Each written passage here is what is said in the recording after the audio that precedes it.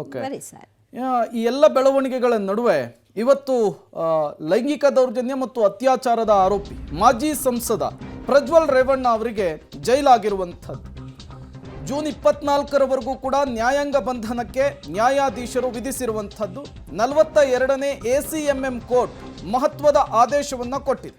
ಪರಪ್ಪನ ಅಗ್ರಹಾರ ಜೈಲಿಗೆ ಮಾಜಿ ಸಂಸದ ಪ್ರಜ್ವಲ್ ರೇವಣ್ಣ ಅವರನ್ನು ಶಿಫ್ಟ್ ಮಾಡಲಾಗಿದೆ. 42ನೇ ACMM ಕೋರ್ಟ್ ಕೊಟ್ಟಂತಹ ಆದೇಶ ಇದು. ಅವರ ಮೇಲೆ ಸಾಲು ಸಾಲು ದೂರು ದಾಖಲಾಗಿದ್ವು, ವಿದೇಶಕ್ಕೆ ಹೋಗಿದ್ರು. ಅದಾದ ಮೇಲೆ ಅಲ್ಲಿಂದ ಬರ್ತಾ ಇದ್ದ ಹಾಗೆ SIT ಲಾಕ್ ಮಾಡಿತ್ತು, ವಿಚಾರಣೆ ಒಳಪಡಿಸಿದ್ರು. ಮತ್ತೆ SIT ಕಸ್ಟಡಿಯನ್ನು ವಿಸ್ತರಿಸಿತ್ತು. ಇವತ್ತಿಗೆ ಅವರ SITಯ ಕಸ್ಟಡಿ ಅವಧಿ ಮುಗಿದಿರುವ ಹಿನ್ನೆಲೆಯಲ್ಲಿ ಮತ್ತೆ ಕೋರ್ಟ್ಗೆ ಪ್ರೆಸೆಂಟ್ ಮಾಡಲಾಯಿತು. ಈ ಸಂದರ್ಭದಲ್ಲಿ ನ್ಯಾಯಾಧೀಶರು ಅವರನ್ನು ನ್ಯಾಯಾಂಗ ಬಂಧನಕ್ಕೆ ವಿಧಿಸಿದ್ದಾರೆ.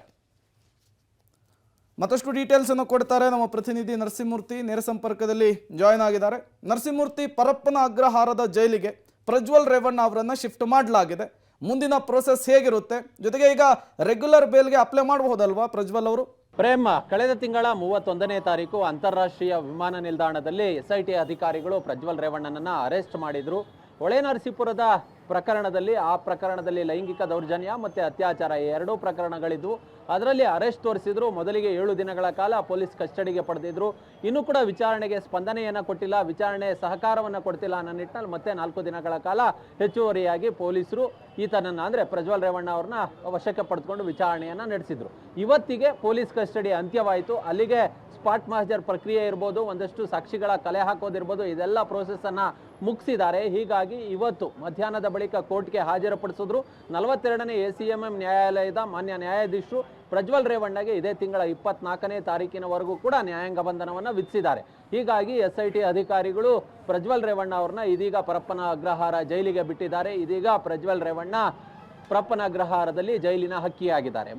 ಮುಂದೆ ಏನು ನೆಕ್ಸ್ಟ್ ಯಾವ ರೀತಿ ಪ್ರೊಸೀಜರ್ ಇದೆ ಅಂತೇಳಿ ನೋಡೋದಾದ್ರೆ, ಸದ್ಯ SIT ಅಧಿಕಾರಿಗಳು ಕೇವಲ ಒಂದು ಪ್ರಕರಣದಲ್ಲಷ್ಟೇ ಬಂಧನವನ್ನು ತೋರಿಸಿದ್ದಾರೆ. ಇನ್ನೂ ಎರಡು ಅತ್ಯಾಚಾರ ಪ್ರಕರಣಗಳು CID ಸೈಬರ್ ಠಾಣೆಯಲ್ಲಿ ದಾಖಲಾಗಿದ್ದಾವೆ. ಇವತ್ತೇ ಪೊಲೀಸ್ ಕಸ್ಟಡಿಗೆ ಕೇಳಿದ್ರೆ ಕೊಡ್ತಿರ್ಲಿಲ್ಲ. ಹೀಗಾಗಿ ಮೊದಲಿಗೆ ಜೈಲಿಗೆ ಬಿಡಬೇಕು. ನಾಳೆ ಅರೆಸ್ಟ್ ಅಂದರೆ ಬೇರೆ CID ಠಾಣೆಯಲ್ಲಿ ದಾಖಲಾಗಿರ್ತಕ್ಕಂಥ ಅತ್ಯಾಚಾರ ಪ್ರಕರಣದಲ್ಲಿ ಅರೆಸ್ಟನ್ನು ತೋರಿಸಲಿದ್ದಾರೆ. ಅರೆಸ್ಟನ್ನು ತೋರಿಸಿ ಆ ಬಳಿಕ ಈಗ ನ್ಯಾಯಾಂಗ ಬಂಧನದಲ್ಲಿರ್ತಕ್ಕಂತಹ ಪ್ರಜ್ವಲ್ ರೇವಣ್ಣ ಅವರನ್ನ ಬಾಡಿ ವಾರೆಂಟ್ ಮೇಲೆ CCB SIT ಕಸ್ಟಡಿಗೆ ನೀಡಬೇಕು ಅನ್ನೋ ನಿಟ್ಟಿನಲ್ಲಿ ಮನವಿಯನ್ನ ಮಾಡ್ಕೊಳ್ತಾರೆ.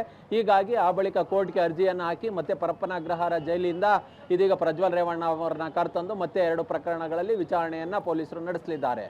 Prem, okay, thank you Narasimhamurthy ತಮ್ಮೆಲ್ಲ ಮಾಹಿತಿಗಾಗಿ.